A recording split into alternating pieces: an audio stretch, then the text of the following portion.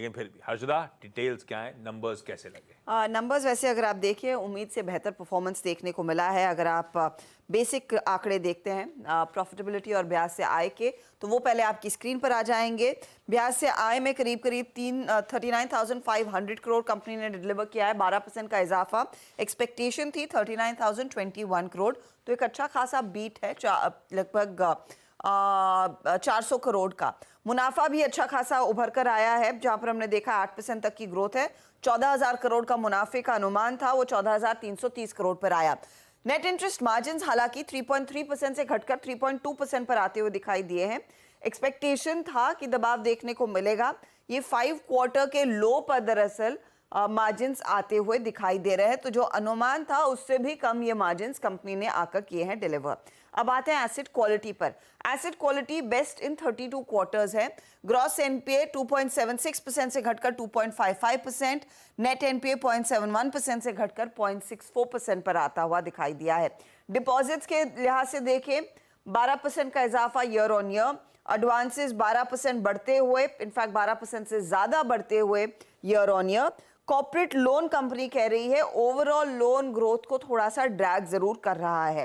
SME और international loan book से अच्छी खासी ग्रोथ देखने को मिल रही है इनके ओवरऑल एडवांसेस में। कासा रेशियो 28 क्वार्टर के लो पर है। मैनेजमेंट कमेंट्री क्या कह रही है? मैनेजमेंट कह रहा है कि 13 से 14% तक की ग्रोथ FY24 में वो हासिल करके दिखाएंगे। साथ ही साथ एक और विवाद मुद्दा है जिस पर बाजार देखना चाहता है कि बैंक का स्टांस क्या होगा।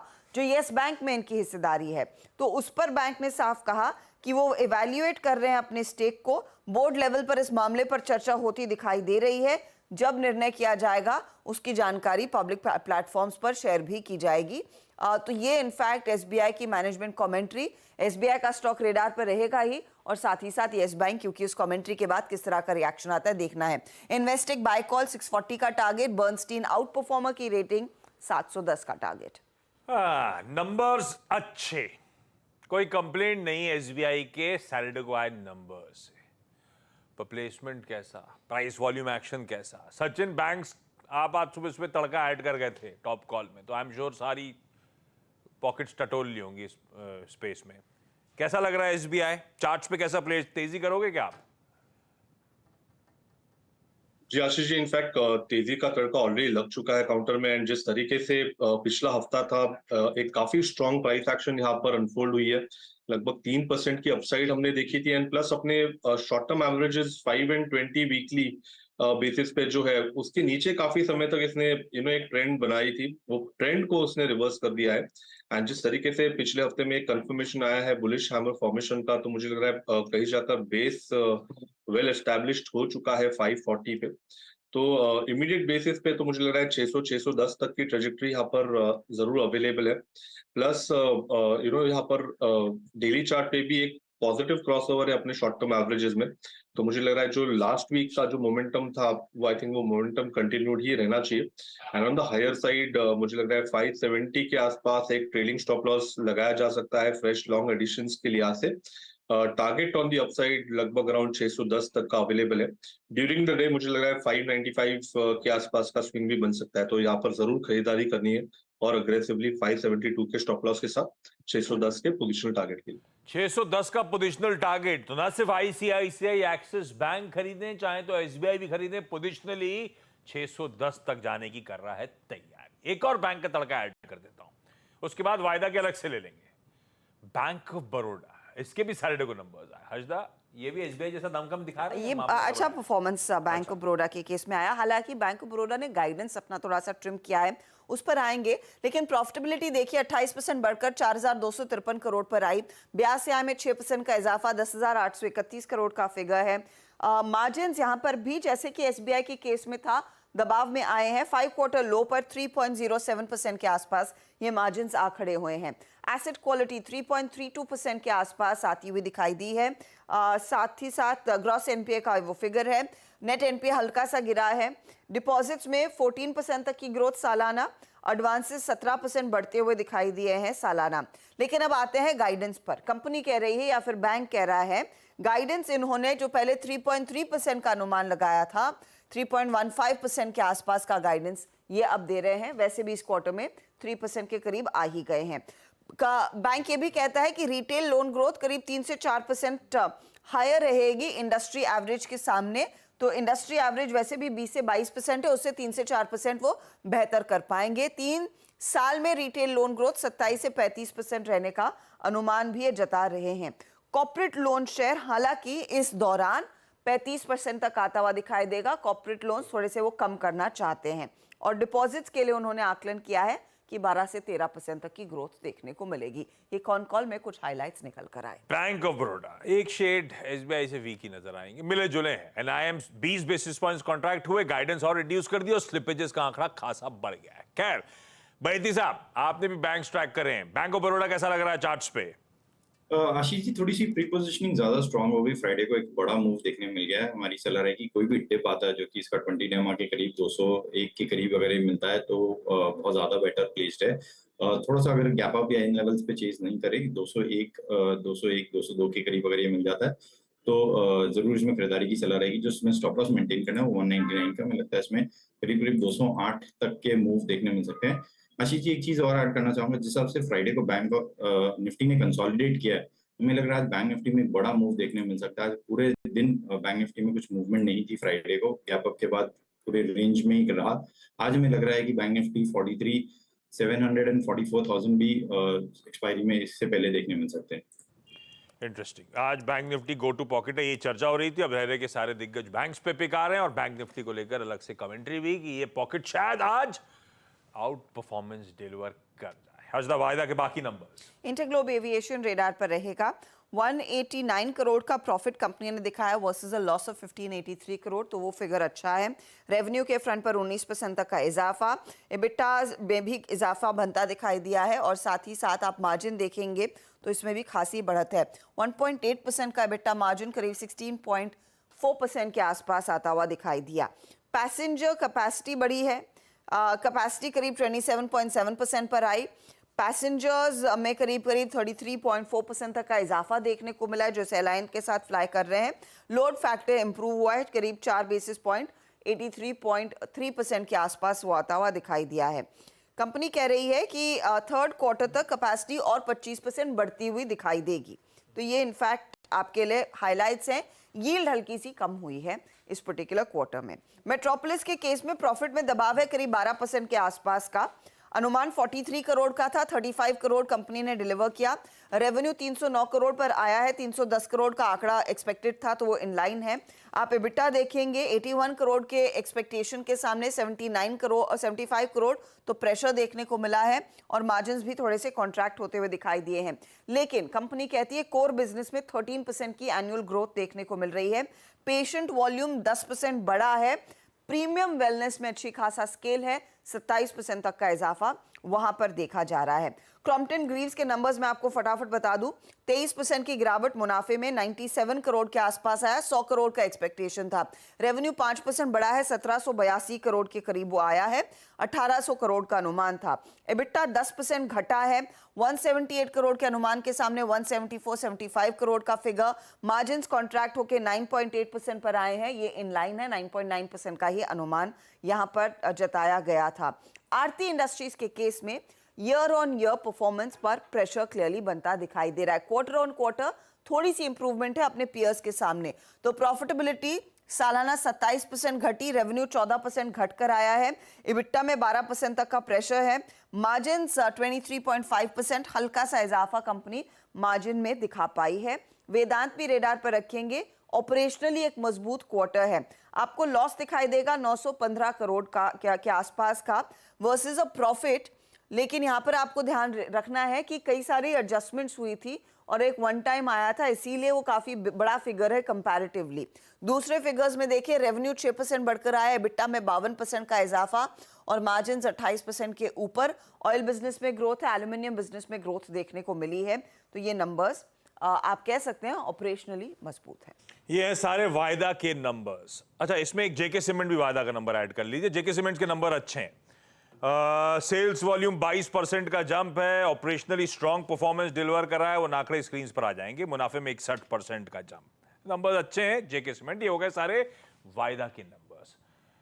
हर्षदा, लेकिन बाकी गुड बैड अगली गुड बैड अगली, क्योंकि बहुत सारे नंबर्स हैं तो आपको एक कॉलम में दिखाई देंगे कि कहां पर अच्छा परफॉर्मेंस और कहां पर पुअर परफॉर्मेंस देखने को मिला है। तो वो डेटा पॉइंट आपकी स्क्रीन पर लेकर आते हैं।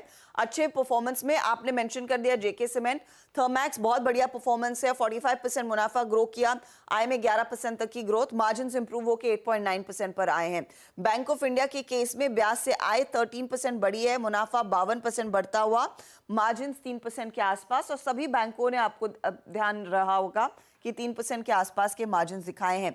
जेएसडब्ल्यू इंफ्रा रीसेंट लिस्टिंग बहुत बढ़िया परफॉर्मेंस, 85% मुनाफे में ग्रोथ, आय में 28% का इजाफा, मार्जिन 53% के ऊपर।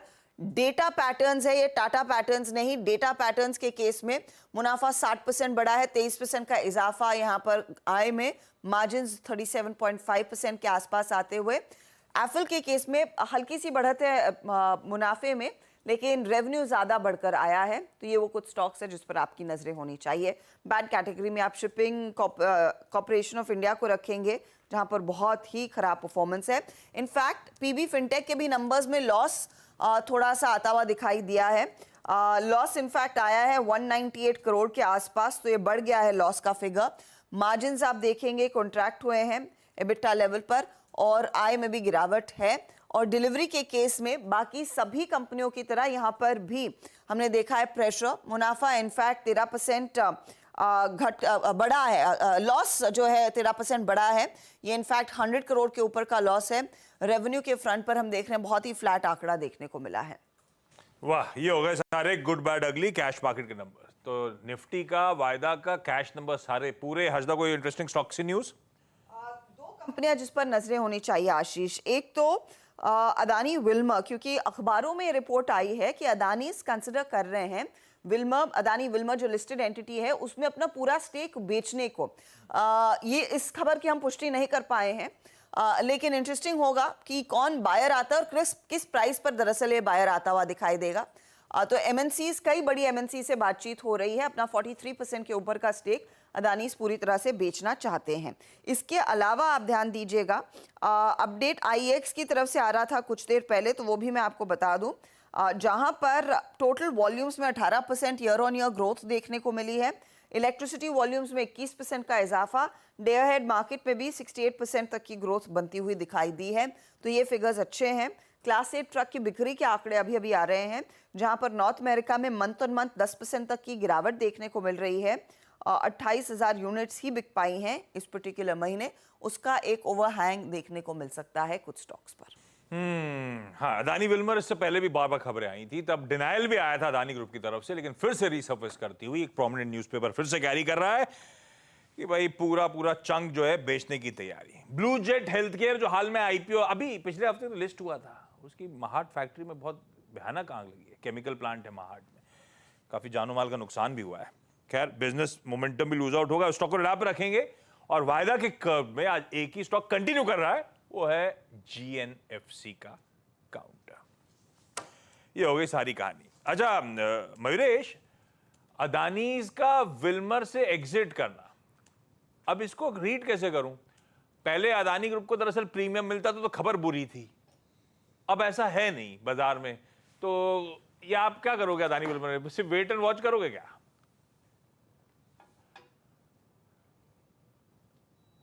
तो आई थिंक थोड़ी पुष्टि होने दीजिए, क्योंकि स्पेकुलेशन पे अगर काम करेंगे और अगर न्यूज नहीं आई तो ऑलरेडी प्राइस एक्शन बहुत खराब है स्टॉक का, तो रिएक्शन दोनों बाजू आ सकता है। दूसरी चीज आप ये देखिए, with in the space itself I think जो नंबर्स आए, अडाना विल्मर के भी नंबर्स आई थिंक ठीक ठाक थे, but for the space as a whole I think दो कंपनीज ने नंबर्स और कमेंट्री ठीक ठाक दी है। एक टाटा कंज्यूमर, जहाँ पे फूड्स का बिजनेस, बेवरेजेस का बिजनेस, उनके स्पाइसेस का बिजनेस में वॉल्यूम ग्रोथ और expectations of continuing this earnings delivery शायद बरकरार रहे।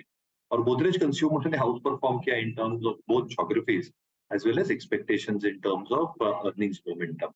तो प्योरली गोइंग बाय नंबर्स, मुझे लगता है ये स्पेस में जैसे एचयूएल, नेस्ले ने थोड़ा आई थिंक एक वार्निंग सिग्नल दिया कि शायद रूरल स्पेंडिंग, डिस्क्रिशनरी पैटर्न्स अभी भी थोड़े पैची है। ये दो कंपनीज ने शायद अंडर परफॉर्म किया। अडानी विल्मर के केस में मुझे लगता है थोड़ा रुकना चाहिए, आउटकम आने देते हैं या फिर क्लैरिटी आने देते हैं, तब देखेंगे। ठीक बात।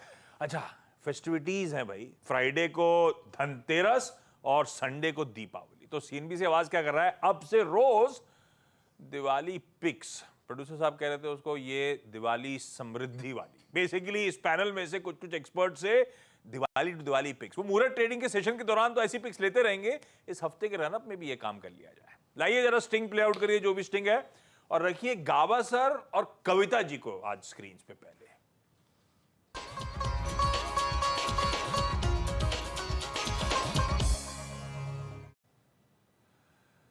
गावस्कर, हाँ जी। पटाखे खरीद लिए? सॉरी, पटाखे खरीद लिए क्या? अभी तक तो नहीं। फटाके जमाने अभी जमाना गया। दिवाली है, सेलिब्रेट जरूर करेंगे, लेकिन फटाके थोड़े नहीं चलाएंगे क्योंकि पर्यावरण का। अरे यार दिवाली और एक कुछ दिन आती है दिवाली, ठीक है आपकी मर्जी। आप तो समृद्धि वाली पिक कौन सी है हमारी? स्टॉक जो मैंने चुना है इस वक्त वो है पिडिलाइट। पिडिलाइट का चार्ट बढ़िया है लॉन्ग टर्म के हिसाब से। इसमें जब भी कोई डिप्स आती है ये बायबल हो जाती है। ऑल टाइम हाई हमने करीब देखा है करीब 2900 के आसपास, और रिसेंट लो हमने देखा है पिडिलाइट का 2300 के आसपास, और वहां से एक हरकत भी देखिए एक अपनों की। ट्रेड करा है 2453 पर। पिडिलाइट मेरे ख्याल से 2700 2800 ये ऑल टाइम हाई ये भी पार कर सकता है। थोड़ा जितना ज्यादा वक्त है उतना अच्छा है। डिप बायबल है, डिप्स बायबल है, और डिप्स के आस जहां पर सपोर्ट है वहीं पर एक है। स्ट्रॉन्ग सपोर्ट जोन 2300 के आसपास है, वहीं पर एक स्टॉप लगाना चाहिए। बहुत डीप है लेकिन डिप्स बायबल है, इसको प्ले आउट करना चाहिए। बोलते let market run and let it, जितना ज्यादा वक्त देंगे उतना अच्छा है। ध्यान देना चाहिए पिडिलाइट एज दिवाली पिक। पिडिलाइट है भाई गावस्कर की दिवाली पिक, जिसका टॉप कॉल में हम ट्रेड राइड भी कर रहे हैं आज। कविता जी, आपका प्रेफर्ड पिक, आपकी दिवाली टू दिवाली आइडिया कौन सा है? या आशीष जी, सो दिवाली तो दिवाली आइडिया मुझे लगता है पीएसयू बैंक्स में यूनियन बैंक ऑफ इंडिया, अगर आप इसका मंथली चार्ट देखेंगे तो राउंडिंग बॉटम फॉर्मेशन का on a very high time frame breakout आता हुआ दिखा है, and on a weekly too ये उसे फॉलो करता हुआ दिखा है। सो 104 के प्राइस टारगेट्स अभी हैं, डिक्लाइंस को बाय करना चाहिए, 85 का एक स्टॉक मेंटेन करें। ऊपर में मुझे लगता है 145 155 तक के प्राइस टारगेट्स आपको आते हुए दिखेंगे on union Bank of India. लीजिए भाई, ये है समृद्धि वाली बढ़िया पिक्स। बता दें कि मनी कंट्रोल पर दिए गए विचार एक्सपर्ट्स के अपने निजी विचार होते हैं। वेबसाइट या मैनेजमेंट इसके लिए उत्तरदायी नहीं है। यूजर्स को मनी कंट्रोल की सलाह है कि कोई भी निवेश निर्णय लेने से पहले सर्टिफाइड एक्सपर्ट की सलाह लें।